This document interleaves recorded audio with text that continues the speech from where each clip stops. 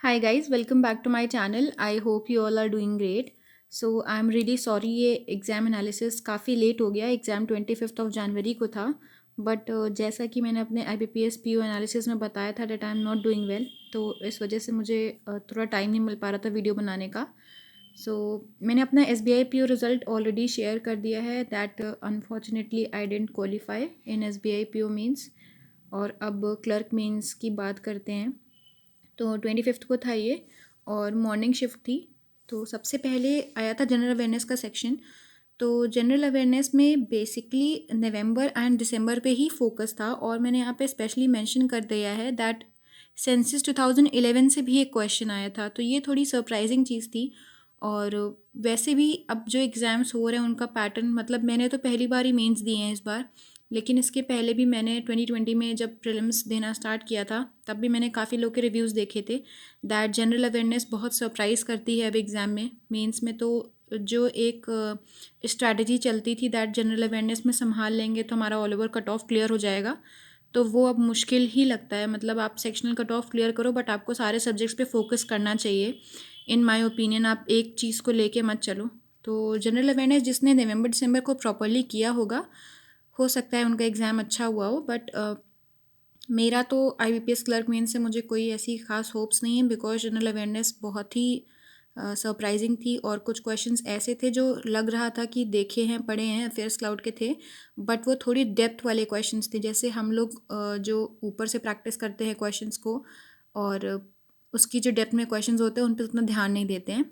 तो वैसे क्वेश्चंस थे जनरल अवेयरनेस में. और जनरल अवेयरनेस में मेरे अटैम्प्ट्स भी बहुत कम हैं. आई थिंक मैंने 15 या 16 अटैम्प्ट किए हैं इनफैक्ट, और 13 या 14 ही अटैम्प्ट किए होंगे. और उसमें से मैंने देखा था कि मेरे कुछ क्वेश्चंस गलत भी हो गए थे जब मैंने घर आके चेक किए थे क्वेश्चंस अपने. तो I am really not sure कि कैसा रहेगा जनरल अवेयरनेस की सेक्शनल क्लियर होगी या नहीं, बिकॉज एग्ज़ाम उतना कुछ अच्छा गया नहीं मेरा क्लर्क मेंस का. तो अब नेक्स्ट सेक्शन पे आते हैं इंग्लिश. तो English was doable, English moderate थी. तो इंग्लिश में RC थोड़े से कंफ्यूजिंग थे बट अगर आप अच्छे से पढ़ के ध्यान दे के कॉन्सेंट्रेट होके करोगे तो हो जाता आपका RC. और क्लोज टेस्ट था, उसमें वर्ड स्वैप करना था और बाकी के मिसलेनियस क्वेश्चंस थे. तो इंग्लिश की बात करें तो इंग्लिश में मैंने 31 या 32 अटैम्प्ट किए हैं. और एक्यूरेसी उतना तो नहीं कह सकते इंग्लिश में, लेकिन हाँ मुझे सबसे अच्छा सेक्शन इंग्लिश का ही लगा था और आई थिंक सबसे अच्छा गया भी मेरा इंग्लिश ही है. तो इसमें मेरे 31 या 32 अटैम्प्ट्स थे. उसके बाद नेक्स्ट सेक्शन पे आते हैं कॉन्स. तो कॉन्स में DI और केसलेट ये सब चीज़ें थी. DI उतनी बहुत अच्छी नहीं आई थी बट एक दो DI अच्छी थी, डूएबल थी. और आप में से जिसने भी मेंस दिया होगा तो उसमें एक DI थी, A और B विलेज की पॉपुलेशन का रेशियो दिया था और मेल फीमेल का दिया था X:Y और Y:X.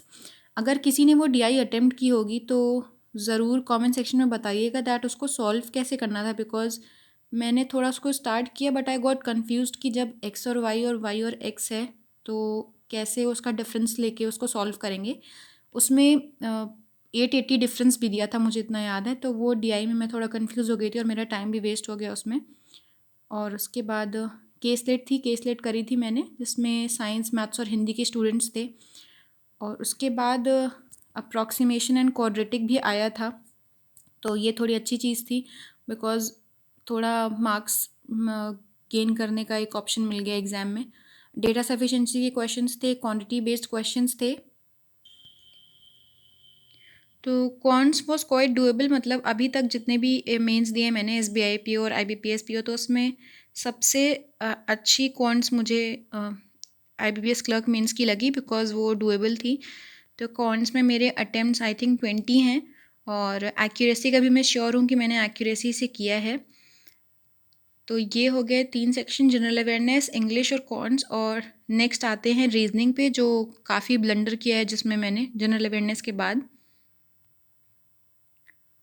तो रीजनिंग मुझे मॉडरेट लेवल की लगी थी बिकॉज PO और क्लर्क की रीजनिंग अगर कंपेयर करूँ मैं तो मुझे क्लर्क में रीजनिंग ज़्यादा डिफ़िकल्ट लग रही थी बिकॉज पजल्स भी काफ़ी कंफ्यूजिंग थे और मेरा टाइम वेस्ट हो गया बिकॉज़ मैं एक छोटी सी पज़ल थी वो, बट मैं उसमें फँस गई और मुझसे वो सॉल्व नहीं हो रही थी और मैं कंटिन्यूअस उसी को ट्राई किए जा रही थी बिकॉज़ मुझे लग रहा था वो छोटी पज़ल है और बाकी की पज़ल्स थोड़ी सी लेंदी थी, तो मुझे उसी को कर लेना चाहिए और इस वजह से मेरा रीज़निंग में काफ़ी टाइम वेस्ट हो गया।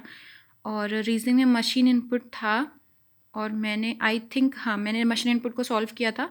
रीजनिंग नहीं, मशीन इनपुट मैं करना भूल गई थी बिकॉज़ मैं वही जो पज़ल में फंसी थी, तो मैंने सोचा कि मशीन इनपुट को मैं लास्ट में कर लूँगी बिकॉज़ स्टार्टिंग के क्वेश्चंस थे और मेरा मशीन इनपुट मतलब अच्छा टॉपिक है, मेरे से हो जाता है सॉल्व। लेकिन मैंने सोचा था उसको करूँगी लास्ट में एंड देन आई फॉरगॉट। तो जब सेक्शन ओवर हो गया तो मुझे याद आया दैट मैंने मशीन इनपुट किया ही नहीं है। और उसके बाद लॉजिकल रीजनिंग के क्वेश्चंस थे जो कि मैंने कम अटेम्प्ट किए हैं। कोडेड इनइक्वालिटीज़ की थी मैंने और डायरेक्शन थोड़ा लेंदी था बट हो गया था डायरेक्शन। तो मैंने ब्लंडर रीजनिंग में किया है दैट मेरे अटेम्प्ट्स कम हैं और मैंने सारे आई थिंक 1 मार्कर्स ही किए हैं। मैंने शायद ही कोई 2 मार्कर क्वेश्चन किया हो बिकॉज लास्ट में एक क्वेश्चन था जिसमें कुछ पैटर्न इवन ऑड करके कुछ ऐसा था, उसको सॉल्व करना था और मेरे पास टाइम ही नहीं बचा था। मेरा जब तक आंसर आया तब तक मेरा सेक्शन का टाइम ओवर हो गया था, तो मेरा काफ़ी ब्लंडर हो गया रीजनिंग में। तो इसलिए मैं क्लर्क मेंस से कुछ एक्सपेक्ट नहीं कर रही हूँ बिकॉज जनरल अवेयरनेस भी उतनी अच्छी नहीं गई एंड रीजनिंग भी गड़बड़ हो गई मेरी। और रीजनिंग में मेरे अटैम्प्ट्स अभी तक के लोएस्ट है, मतलब मैं घर में मॉक में ज़्यादा अटैम्प्ट कर लेती थी। मैंने रीजनिंग में सिर्फ 20 क्वेश्चंस अटैम्प्ट किए हैं। तो ओवरऑल आई थिंक मेरे 85-86 के अराउंड अटैम्प्ट्स हैं और क्लर्क की कट ऑफ भी थोड़ी ज़्यादा जाती है एंड बाकी लोगों के काफ़ी अटैम्प्ट्स थे, तो I am really not sure कि क्या रहेगा रिज़ल्ट। तो अब जैसा भी हो, अब तो सारे एग्ज़ाम्स ओवर हो ही गए हैं, तो अब आगे की अपॉर्चुनिटीज़ पे फोकस करना है। एंड आप में से जिसका भी रहा होगा मेंस एग्जामिनेशन तो अपने अटेम्प्ट्स ज़रूर मेंशन करेगा कमेंट सेक्शन में। एंड जिनके इंटरव्यूज़ हैं उनको all the very best and thank you for watching.